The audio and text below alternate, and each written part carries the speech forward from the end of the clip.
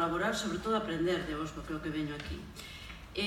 Cando Joana nos ofreceu unha proposta para esta mesa, eu mudei a miña presentación, que ainda non tiña moi fixada, pero preferí, bueno, deume que pensar, non? Darlle unha volta.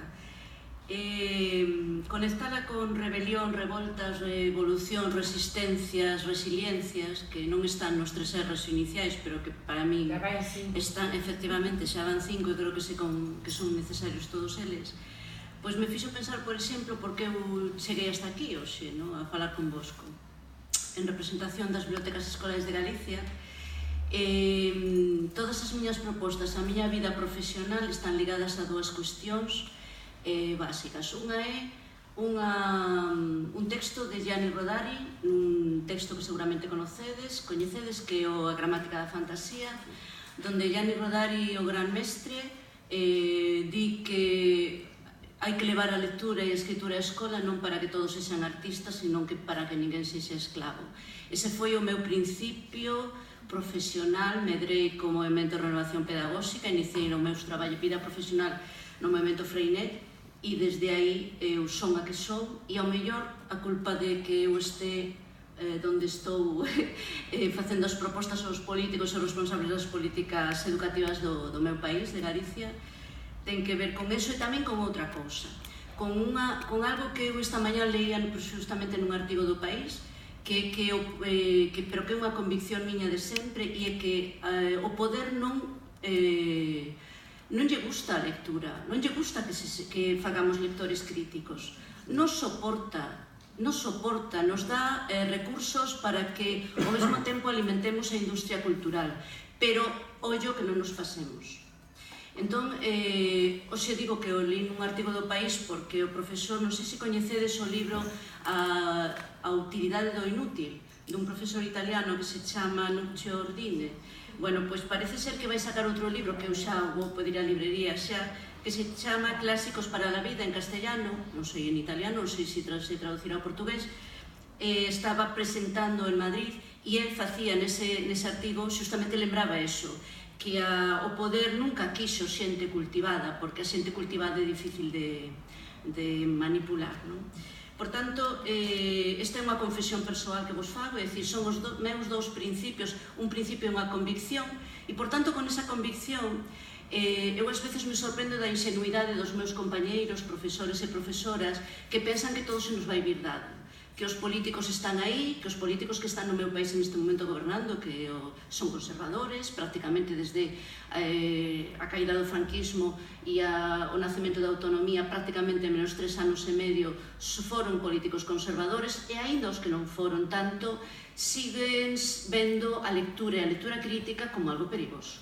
Por tanto, eu ainda me sorprendo tamén moitas veces de como fomos capaces de traballar polas bibliotecas escolares e pola lectura no noso país, e seguimos moita xente, porque o que eu vos conto, por iso antes, digamos, reaccionei ao comentario de María Xosé, que é cariñoso, reacciono ao tema da institución, porque eu falo desde profesora que fun, profesora responsable dunha biblioteca, directora dun centro educativo que intentou ser pioneiro tamén en metodoloxías e conseguiu durante 10 anos, e agora coordinadora dunha rede, dun grupiño pequeno de persoas que tratamos de axudar ao profesorado dos centros educativos, basicamente a que teñan recursos para poñer en marcha as súas bibliotecas escolares. É dicir, isto, por certo, é moi gastador, gasta moito a unha persoa que é fundamentalmente amante e mestra e amante de estar na escola, e que se emociona con as experiencias, que son capaces de asentarse e de estabilizarse.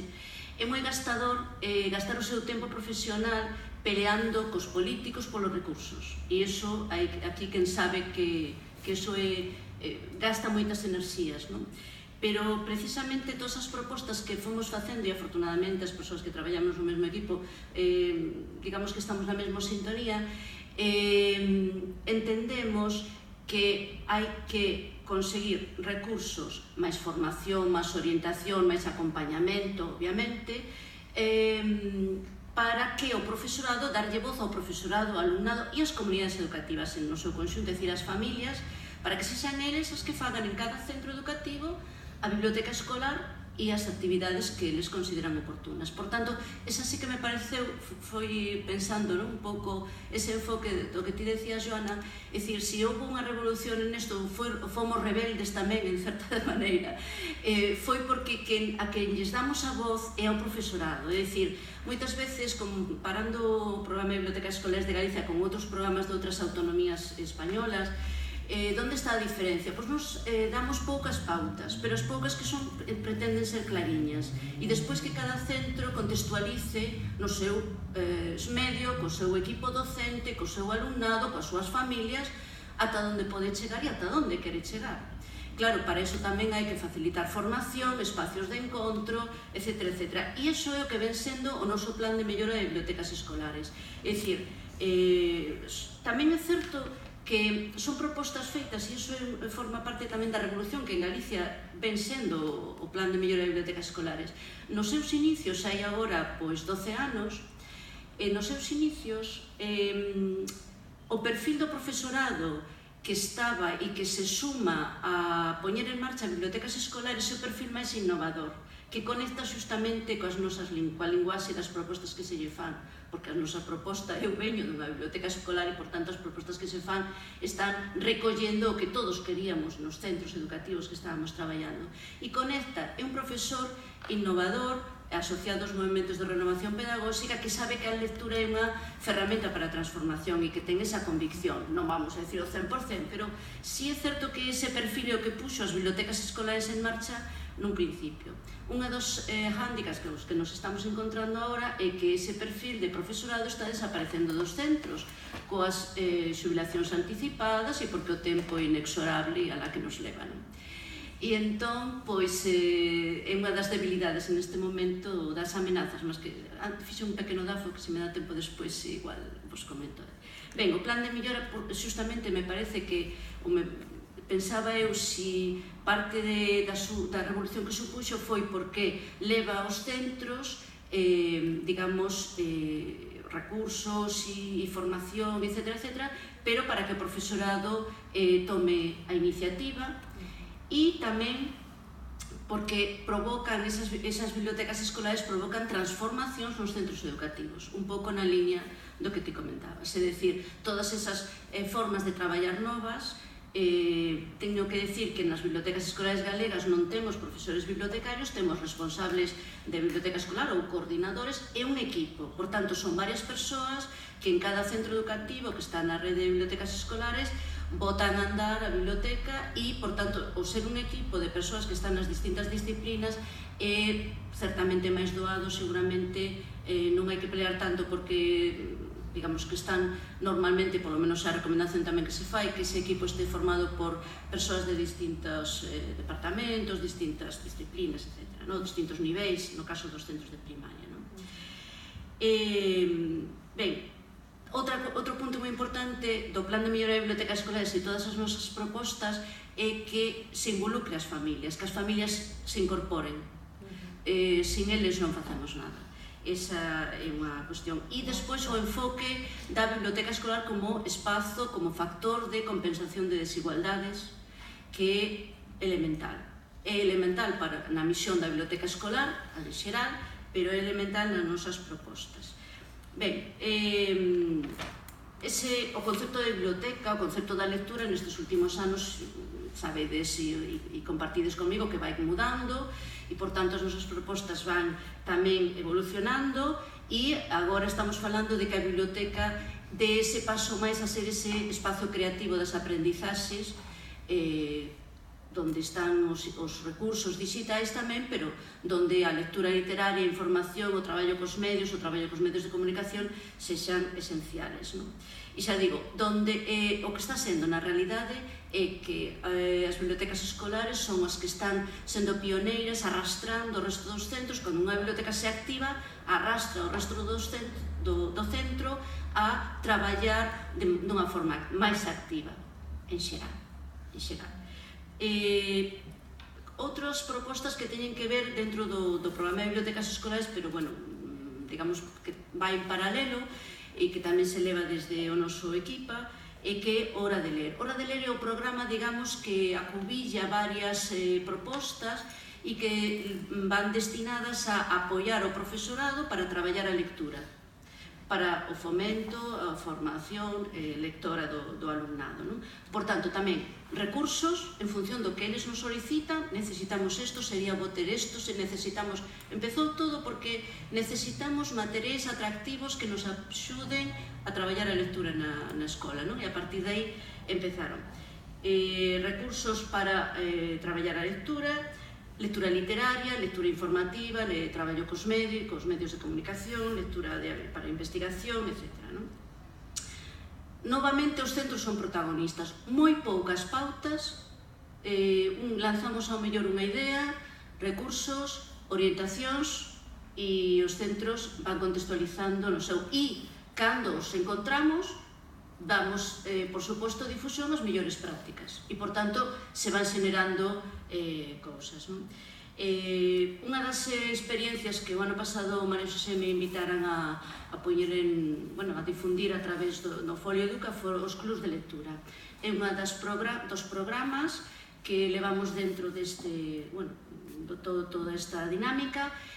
Son axudas importantes destinadas a que funcionen clubs de lectura nos centros de ensino secundario, nas escolas de ensino secundario, ou escolas de formación profesional, escolas de idiomas, conservatorios, é dicir, o que é obrigatorio.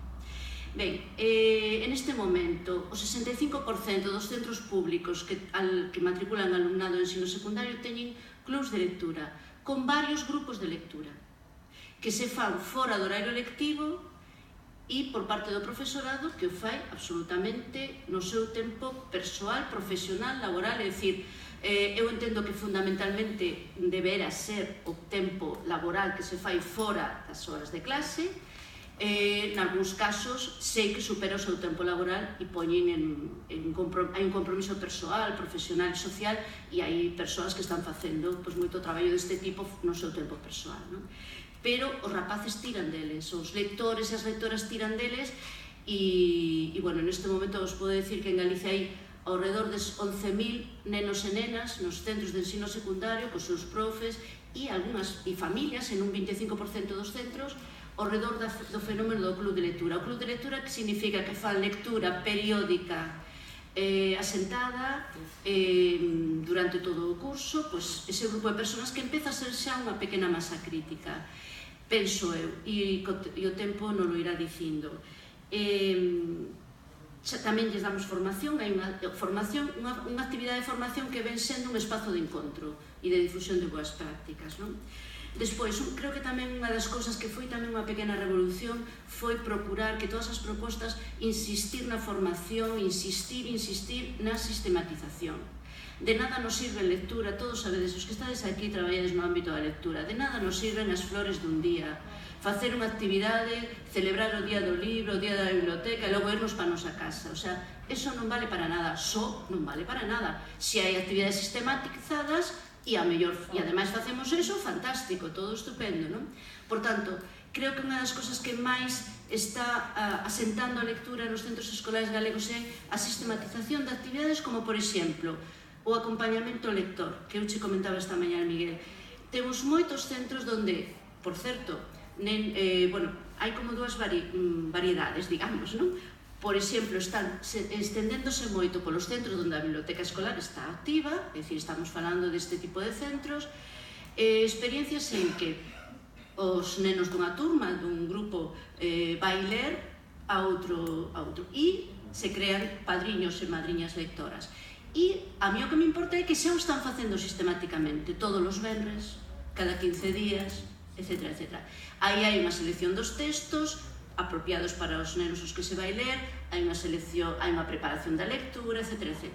Quenes están, por exemplo, non solamente dentro do centro, sino fora do centro, rapaces de instituto que o están facendo nos centros de primaria, rapaces e rapazas de centros de primaria que o están facendo nas escolas de infantil ou os centros de maiores.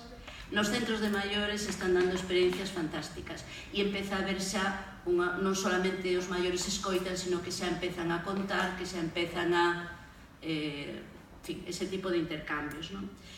E despois hai outra variedade que hai un programa que nós tamén puxemos, empezou moi pequeno, todos os nosos programas empezan polo pequeniño, e despois se van ampliando a medida que se van eles mesmos alimentando, non? Que é o voluntariado nas bibliotecas. Nos centros de primaria e nos centros de secundaria temos grupos, hai un programa a través do que se forman grupos de voluntarios na biblioteca escolar.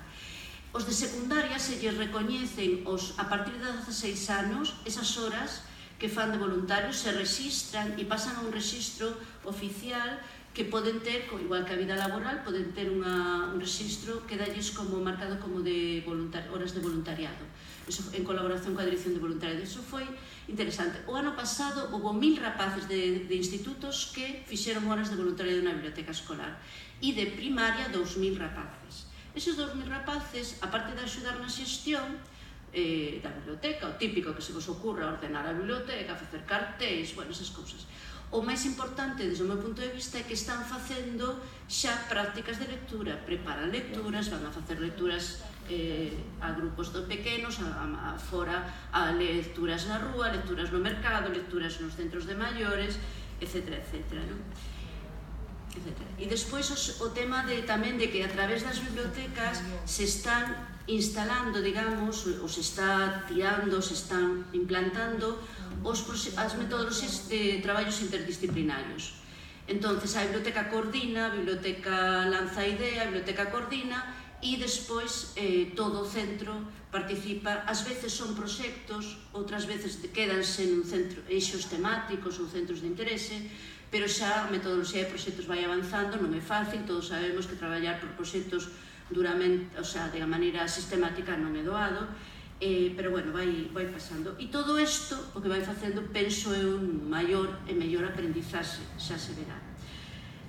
As alfabetizacións múltiples, o traballo cos media, a literatura de calidade, máis alá é un empeño noso en que, a través da formación, insistir en que é preferible que lean pouco pero que lea ben, non ter moitos libros pero que teñan se xan vos, ese tipo de cousas que é difícil, e as prácticas contextualizadas. Que revolucións quedan pendentes?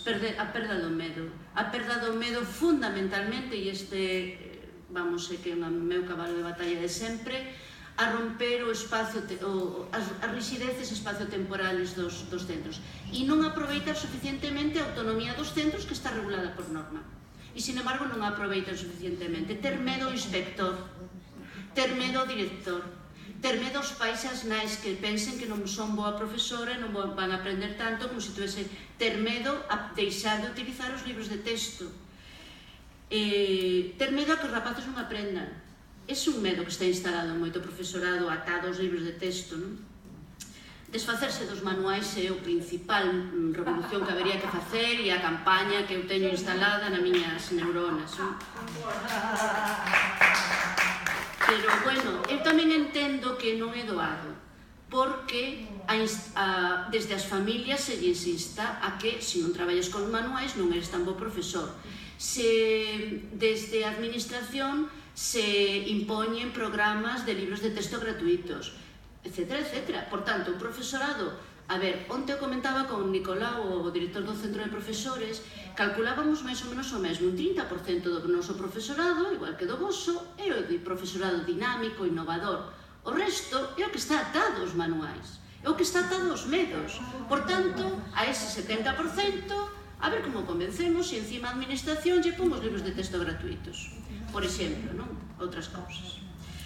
Desprenderse, por certo, outra revolución pendente, realizar unha selección crítica de lecturas. Desprenderse, novamente, das editoriais. O sinto moito polos editores que haxe aquí. As prácticas editoriais, nas malas prácticas editoriais, non das editoriais que as necesitamos, as malas prácticas. Poñer un contacontos se me compras tal lote de libros. E entón eu vou, como necesito contacontos, compro os libros. Esa é outra teima da que nos temos que desprender, e aí estamos todos, porque, bueno, está moi generalizado. Ou que me traigan o autor que eu quero. Non o que eu quero, o que a editorial neste momento está promocionando. E, por tanto, ese medo, esa é unha revolución que se pode facer porque eu a fixe no seu momento na biblioteca, pero, ollo, porque as editoras nos tiñan moito respeto. porque senón non era doado, non é doado e ademais últimamente me entero de cada cousa que lles ofrecen que me dá hasta medo de dicila. Tamén perder o medo a non saber, a non controlar, o que falabades antes, a que o profesor deixe de ser o sabelo todo, pois sí, temos que recoñecer que moitos compañeiros teñen ese medo e non se arriscan a xogar, a investigar, a crear. E, por tanto, esas son as revolucións pendentes, Joana, non encontro outras, non? O peor de todo é que os nosos límites, como docentes, lle poñen límites aos rapaces, os que teñen diante. Incluso empezamos a baixar o nivel, porque eu non dou feito tanto, non deu sabido tanto, baixo o nivel, que en realidad non é o nivel dos nenos, que non dan os nenos, é o nivel que non dou eu. Sinto moito, son moi así, me gusta falar as cousas claras, pero como estuve reflexionando sobre isto, quedoume aquí pintado. Eu despois, se me dá tempo, fago vos, ou se vos interesa, pois algunhas debilidades, fixen un DAFO, sabedes isto, debilidades, amenazas, fortalezas e oportunidades da lectura en Galicia, pero ao mellor lle podemos dar a voz aos nenos. Se vos parece un vídeo pequeniño, é moi pequeniño, está feito por un club de lectura dun centro que se chama, está en Catoira, coñecedes Vila García de Arousa? Pois este está moi cerquiña, Catoira, onde están as torres do oeste, as torres dos vikingos. Podes darlle voz? Teñen un club de lectura, este ano teñen 60 nenos no club de lectura, a profe non sabe que facer, e este o resumen do ano pasado.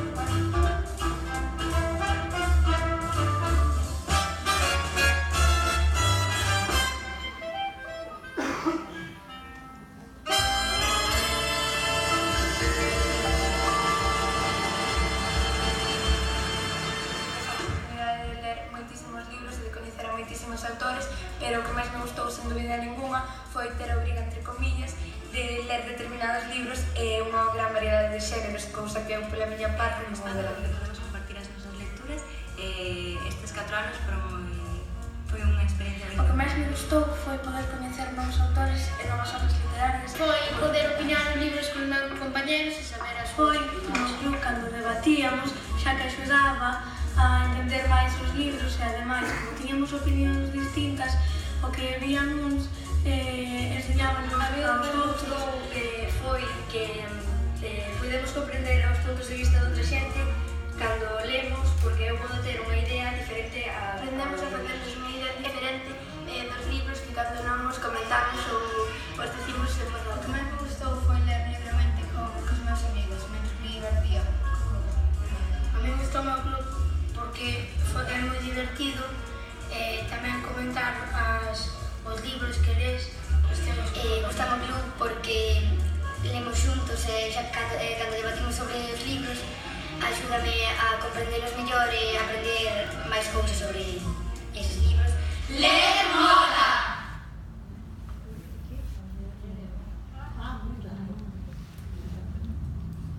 Bueno, dicirvos que os clubs de lectura unha das cousas máis interesantes é que crean rede, porque moitos, non solamente para darlles as axudas que lles damos anualmente para comprar libros e facer actividades, para que vos fagades unha idea, entre 600 e 1.200 ou 1.500 euros pode levar cada club en función do número de nenos que teña e tal, bueno. Pero o que non solamente lle damos as axudas simplemente con que teñan un club de lectura, que lean, que compartan, que lean periódicamente como mínimo 3 ou 4 reunións anuais e tal. Pero o que están facendo é xa intercambios de uns clubs con outros, fan viaxes, teñen o norte de Portugal, por certo, é moi visitado polos clubs de lectura.